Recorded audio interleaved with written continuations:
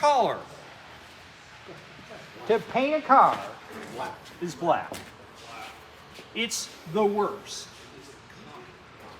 It's the pits, because black acts as a mirror and it will show every defect and every imperfection. Now, what I happen to really like about this car is about 70% of the paint on it, maybe even more, is the original Duco lacquer from 1957. Okay? And this is what we're talking about right now. You can read, like I'm standing here and I can read this shirt in the finish. It is like a mirror and it is dead flat, except the back bumper or the battery's here, and the battery, somebody didn't tighten it up or anchor it down, and it bumped on the wall, on the fender a little bit. But this is, and if you walk around it, now we were talking a little bit about, I'm trying to find where the one really bad spot is. Am I in the way? No. If you look in here, usually not. They might have, but generally... this has been repaired in a few places. If lacquer gets too thick, it will crack. And that's what you're seeing here. This was a repair. There's a repair here. We were talking about improper surface preparation. You take your light and put it down on this fender right in here, and you'll see the bumps. Oh yeah, we gotta think of that. See the bumps? So that's not from the original paint just being old? That it No, this is a repair. That's a repair. So that's newer. This is newer. You can tell from the size of the cracks. It's actually the stuff underneath that you filled and corrected it with that's cracked. Right. I've seen it where you slam a door and the whole entire section puts off because they put this much friggin' Bondo in it. And it's like, that won't stay no matter how good you prepped it, because Bondo can only be so thick and it'll just crack and take everything else with it. It just falls off. When the paint is old and it starts to deteriorate, it gets stuff called crazing, which kind of looks like the surface of the moon or a dry creek bed, or cracking, obviously cracking, like little tiny cracks. Crow's feet, it'll look like little, that's when a paint is deteriorating and shrinking and losing its elasticity and its adhesion. But this, most of this was a repair, and you can actually tell, I can tell that there's a difference in this paint versus this paint. But the hood's original. So the hood is The hood's original. The hood looks original. The hood is original. Original paint? Yeah. That's original paint, and look how straight Yeah. this is.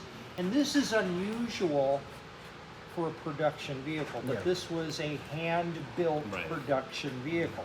So they took coach the built. time to do it make right. sure that everything was right. And they might have color sanded it because of the way it was built.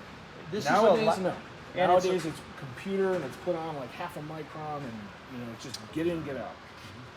that is a cast aluminum bumper, and there is corrosion underneath the chrome. That's what that is. He has extra bumpers for it. Most of these Rome guys have lots of spare parts. Don't ask me why. They just do. He has one extra one of those I too. just see the spiders here. Yeah, there was a repair there. Is this Brian's? No, Brian's is over there. That's the one I showed you, the carburetor. This belongs to Wayne Webb, who lives in Long Beach, and he now has 3 of And them. that's the paint separated? Or the That is the repair. That's the repair breaking. separated?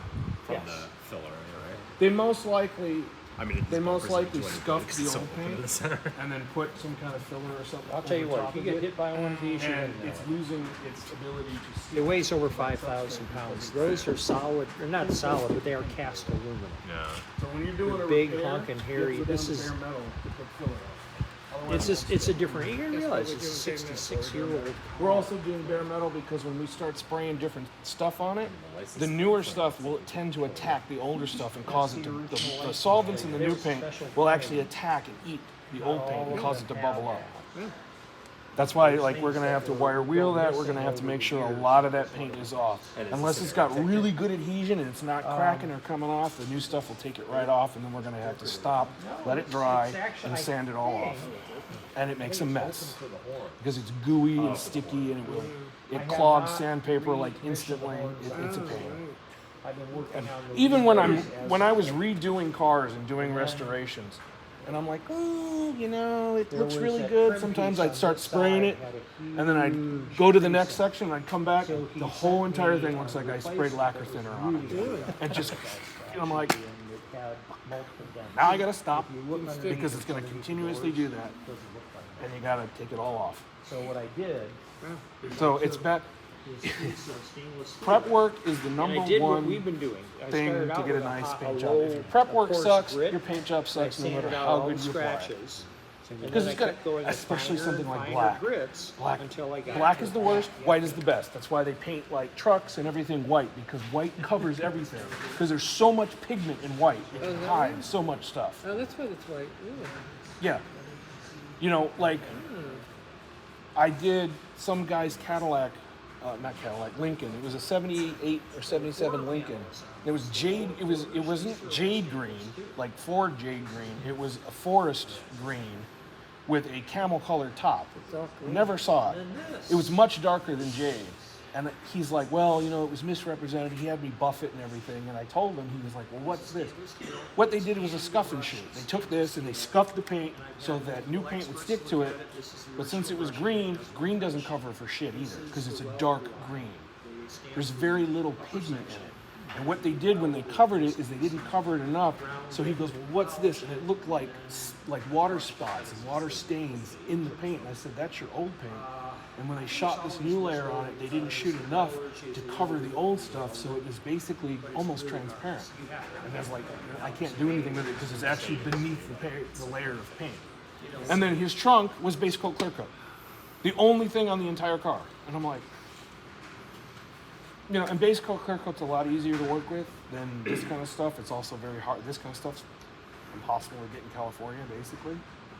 So, and base coat clear coat's a lot easier and it's a lot tougher, because the only way you remove base coat clear coat is manual manipulation, sanding. People are like, oh, put brake fluid on their car. I go, maybe this car would do something, but it won't do anything to base coat clear coat. I can rub it with lacquer thinner and it won't do anything. Because there's a hardener in clear coat. Just like there's a hardener in primer. Even in the base coat, there's hard. Not really, because you thin it. Yeah, and then you put some hard.